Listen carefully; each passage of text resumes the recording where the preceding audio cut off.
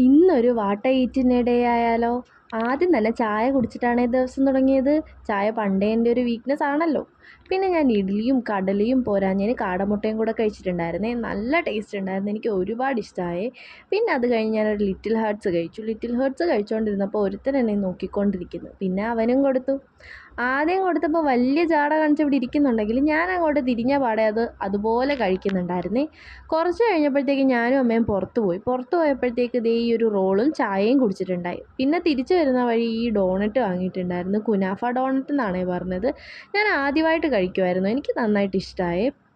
അതിനകത്ത് കുനാഫയൊക്കെ കടിക്കാൻ കിട്ടുന്നുണ്ടായിരുന്നു. നല്ല ടേസ്റ്റ് ഉണ്ടായി.